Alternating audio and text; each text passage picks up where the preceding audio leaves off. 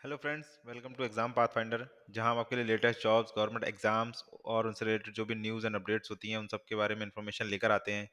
तो आज की जो ये वीडियो है वो मैं बताने वाला हूँ आपको आंगनवाड़ी रिक्रूटमेंट के बारे में। तो आंगनवाड़ी रिक्रूटमेंट से पहले मैं आपको इस वीडियो में बताऊंगा कि आंगनवाड़ी प्रोग्राम है क्या, उसकी ज़रूरत क्यों पड़ी, क्यों गवर्नमेंट ने आंगनवाड़ी प्रोग्राम को लॉन्च किया, उसमें कौन कौन से पोजीशंस होती हैं, कौन कौन सी वैकेंसीज आती हैं आंगनवाड़ी की, आंगनवाड़ी का फंक्शन क्या होता है। तो सारी चीज़ें मैं आपको एक्सप्लेन करके बताऊंगा, एक एक पॉइंट में आपसे बताऊंगा। तो वीडियो को आखिरी तक जरूर देखें ताकि आपके सारे डाउट क्लियर हों। और जल्दी ही यूपी गवर्नमेंट की आंगनवाड़ी की 53,000 से ज़्यादा वैकेंसीज आने की संभावना है, शायद इसी महीने आने वाली है। तो इसलिए मुझे लगा कि ये सही समय होगा आपको आंगनवाड़ी के बारे में बताने के लिए। तो वीडियो आप अप्लाई करो उससे पहले आपको पता होना चाहिए कि आंगनवाड़ी है क्या, तो बाकी सारी चीज़ें। तो चलिए शुरू करते हैं वीडियो को। सबसे पहले तो बात करते हैं कि आंगनवाड़ी की ज़रूरत क्यों पड़ी। तो जैसा कि हम सभी जानते हैं कि हमारे देश की 20% से ज़्यादा जनता जो है वो गरीबी रेखा से नीचे जीवन यापन करती है, यानी कि वो बिलो पॉवर्टी लाइन है। तो ऐसे लोग जिनके 2 समय का खाना उपलब्ध नहीं हो पा रहा है, उनको 2 समय का अपना खाना कहते हैं ना कि अरेंज नहीं कर पा रहे हैं, तो जब वो अरेंज नहीं कर पा रहे, तो जो आज हम बात करते हैं कि अपने बच्चों को न्यूट्रिशन दें और जो बाकी सारी चीज़ें होती हैं कि बच्चों का ख़्याल रखें, उनके जो और जिनके छोटे बच्चे होते हैं, जो जो कि लैक्टेटिंग मदर्स होती हैं, लैक्टेटिंग मदर्स जो अपने बच्चों को दूध पिला रही हैं अभी, या फिर जिनके बच्चे मतलब 0 से 5 साल के जो ऐज के बच्चे हैं, तो उन बच्चों की जो माएँ होती हैं, उनको भी न्यूट्रिशन की ज़्यादा ज़रूरत होती है अदर्स के मुकाबले। तो जब जो इंसान अपने जो परिवार अपने 2 वक़्त का खाना नहीं जोड़ पा रहा है, तो इन चीज़ों का ध्यान नहीं रख पाता। तो इस चीज़ को ध्यान में रखते हुए, क्योंकि बच्चे जो हैं वो जो देश का भविष्य होते हैं, तो उनका ध्यान रखते हुए गवर्नमेंट ने इस चीज़ को ध्यान रखा कि इसका कुछ ना कुछ करना पड़ेगा। तो आंगनवाड़ी सेंटर प्रोग्राम जो है वो इसी चीज़ को लेके उसको जो जैसे कि anganwadi centre is dedicated to the child, यानी कि बच्चों को, और जो मदर होती हैं, mother care specially in rural areas. क्योंकि शहर के लोग इन चीज़ों पे ध्यान रखते हैं, पढ़े लिखे होते हैं, या फिर कह सकते हैं कि उनको चीज़ें ईज़िली अवेलेबल होती हैं सारी। तो जनरली ये इसको वैसे सबके लिए है, पर जनरली अगर स्पेशल फोकस जो है इसका वो रूरल एरियाज़ पे है, तो उन लोगों के लिए है। तो ये था कि क्यों है, क्यों बनाया गया, क्यों इस चीज़ का ध्यान आया। तो अब बात करते हैं कि क्या होता है, कैसे क्या सिस्टम है आंगनवाड़ी का। तो हमारे देश में 2 अक्टूबर 1975 को गवर्नमेंट ऑफ इंडिया ने लॉन्च किया था इंटीग्रेटेड चाइल्ड डेवलपमेंट सर्विसेज, जिसको हम आईसीडीएस कहते हैं। और आईसीडीएस के अंदर ही आता है आंगनवाड़ी सेंटर, जिसको एडब्ल्यूसीज भी कहा जाता है। तो एडब्ल्यूसी जो ये one of the flagship programme है। फ्लैगशिप प्रोग्राम किसको कहते हैं? जो कि मेन प्रोग्राम हो, जिस चीज़ की मतलब एक इशू को करने के लिए एक बड़ा प्रोग्राम, जैसे मनरेगा है, वो अनएम्प्लॉयमेंट के लिए एक फ्लैगशिप प्रोग्राम है, ऐसे ही ये है।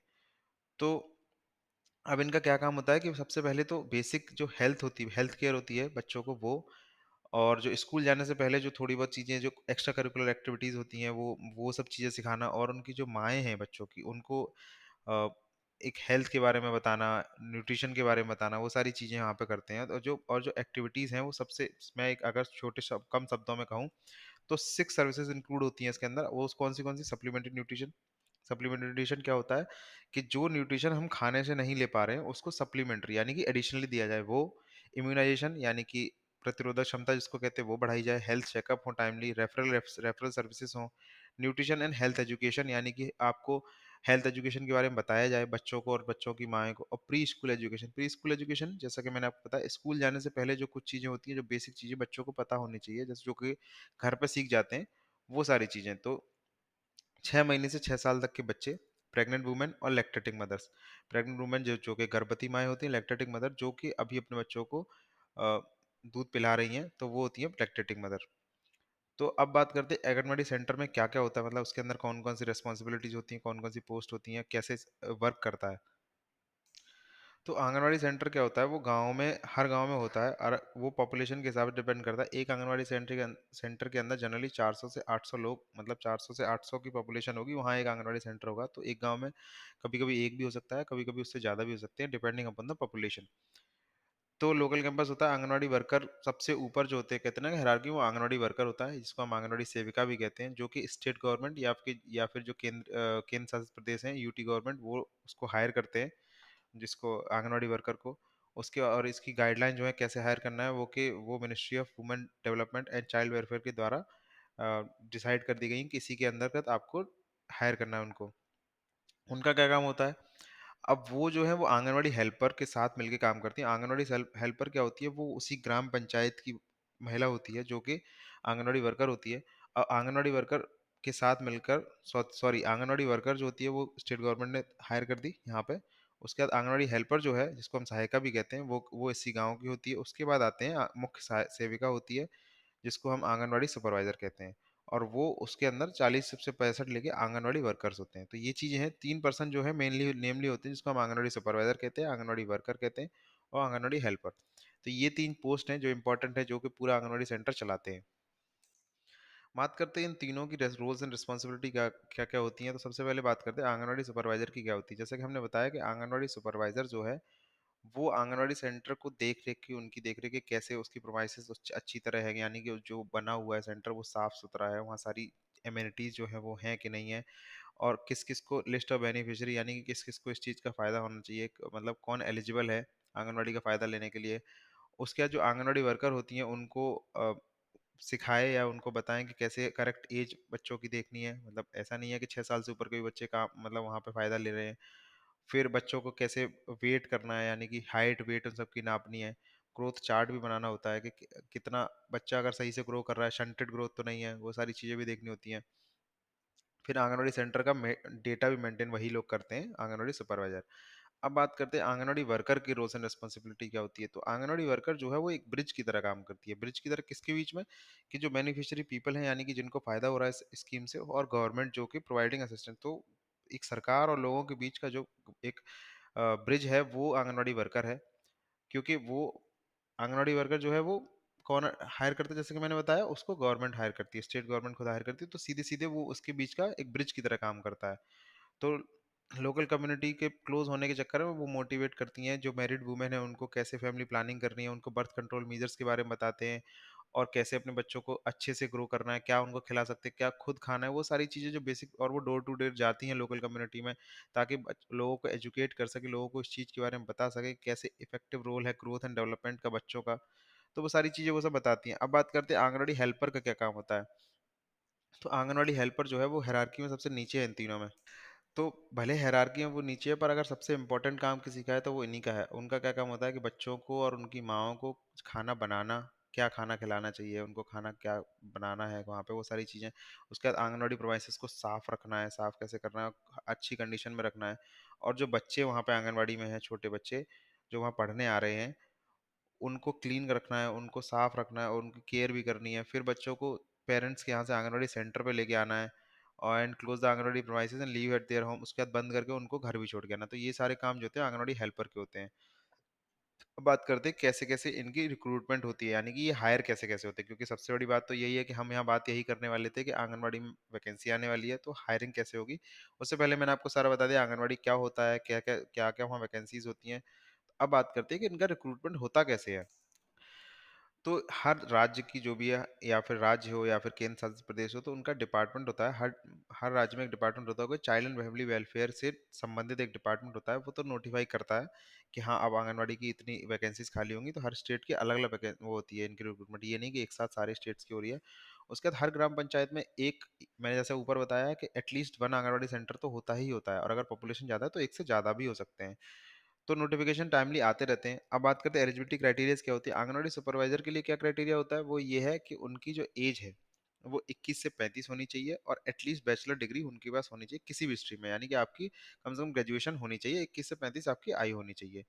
अब बात करते हैं आंगनवाड़ी वर्कर का क्या एलिजिबिलिटी क्राइटेरिया है, कि सबसे पहली बात तो person should be a married female member of local community, यानी कि उसी ग्राम पंचायत की, यानी जिस आंगनवाड़ी में आपका हायरिंग हो रही है, आपको हायर उस ग्राम पंचायत की एक मैरिड फीमेल मेंबर होनी चाहिए। और उनकी जो एज है वो 21 से 35 वर्ष के बीच में होनी चाहिए। अगर वो एससी एसटी कैटेगरी में आते हैं तो 40 वर्ष भी हो सकती है, और अगर वो विडोड या डिवोर्स वुमेन है तो 21 से 45 हो जाता है। और उन्होंने एटलीस्ट 10th क्लास पास किया होना चाहिए। ये आंगनवाड़ी वर्कर के लिए था। अब बात करते हैं आंगनवाड़ी हेल्पर के लिए। तो आंगनवाड़ी हेल्पर के लिए जो ऊपर मैंने जितनी ये कंडीशंस बताई वो सारी तो सेम है, बस यहाँ पर एक चेंज हो जाता है कि उनको 10th से हटाकर उनको ये करते हैं एटलीस्ट 5वीं पास होनी चाहिए, यानी कि 5th स्टैंडर्ड होना चाहिए। अब अगर हम बात करें तीनों की समरी का, तो मैंने एक टेबल बनाई है आपके लिए, जिसमें कि आंगनवाड़ी सुपरवाइजर, फिर उसके बाद उनकी एज लिमिट 21 से 35, education qualification bachelor degree, salary है जो 5,000 से 15,000 होती है। आंगनवाड़ी वर्कर की बात करते हैं तो 21 से 35, 10th स्टैंडर्ड, और एक शादीशुदा महिला होनी चाहिए उसी ग्राम पंचायत की। इनकी सैलरी होती है 3,000 से लेके 10,000। आंगनवाड़ी हेल्पर की अगर हम बात करते हैं तो 21 से 35 उनकी भी as, 5th to 8th standard होना चाहिए, 2500 से लेके 5,000 तक की इनकी सैलरी रहती है। और ये जो सैलरी है वो एक मैंने आपको जनरली बता दी है, वैसे जैसे क्या होता है कि वो वेरी करता है हर स्टेट के हिसाब से, किसी स्टेट में ज़्यादा है, किसी स्टेट में कम है, वो स्टेट गवर्नमेंट अपने हिसाब से तय करती है। अब बात करते हैं एप्लीकेशन प्रोसेस की, तो एप्लीकेशन प्रोसेस भी जैसा कि मैंने आपको पता है हर चीज़ हर स्टेट की अलग-अलग है। सॉरी।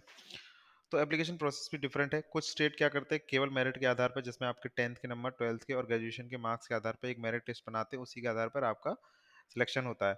कुछ स्टेट क्या करते हैं जिसमें 2 स्टेजेस होते हैं, रिटन टेस्ट भी होता है, इंटरव्यू होता है। तो हर स्टेट की डिफरेंट डिफरेंट होती है, और वो वहाँ की जो गवर्नमेंट है, जो कि चाइल्ड एंड फैमिली वेलफेयर जो डिपार्टमेंट है, वो खुद तय करता है। तो ये था पूरा, मैंने आपको बताया कि कैसे-कैसे क्या आंगनवाड़ी है, क्या इसकी एप्लीकेशन प्रोसेस है, कैसे-कैसे तो अभी जल्दी ही आने वाली है इसकी वैकेंसी। तो अगर आपको इससे रिलेटेड कोई भी डाउट है, तो मैं इस इवेंट का जो लिंक है, वो वीडियो के डिस्क्रिप्शन में डाल दूँगा। तो जब आप इस पर क्लिक करेंगे, आप इसको पूरा पढ़ सकते हैं, और पढ़ने के बाद अगर आप स्क्रॉल करके सबसे नीचे जाएँगे, तो जैसा कि यहाँ आप दोस्तों ने आपकी तरह जो स्टूडेंट्स हैं, उन्होंने यहाँ सवाल पूछा है कि जैसे मैंने आपको बताया कि 53,000 से ज़्यादा वैकेंसीज़ आने वाली हैं। तो यहाँ पे देखो किसी ने जवाब दिया है, दूसरे बच्चे ने, हर स्टेट का यही हाल है। तो ये बच्चे आपस में ही डिस्कस करते रहते हैं, जो भी एस्पिरेंट्स हैं वो आपस में डिस्कस कर सकते हैं। आपको कोई भी डाउट हो तो हमें रिप्लाई सेक्शन में जा सकते हैं। रिप्लाई सेक्शन में जाने के बाद आपका कोई डाउट, कोई इन्फॉर्मेशन, जैसे आपको लगता है किसी ने और जो क्वेश्चन पूछा आपको उसका जवाब पता है, तो वो आप उनको यहाँ आंसर भी दे सकते हैं, और यहाँ पर एक हेल्दी डिस्कशन भी कर सकते हैं आप। तो ये था आज की वीडियो में पूरा, मैंने आपको बता दिया आंगनवाड़ी के बारे में। कोई भी डाउट हो तो आप यहाँ पर जाकर पूछ पूछ सकते हैं। Thank you so much video को आखिरी तक देखने के लिए। वीडियो को लाइक करें, शेयर करें अपने दोस्तों के साथ, और हमारे चैनल को सब्सक्राइब भी करें।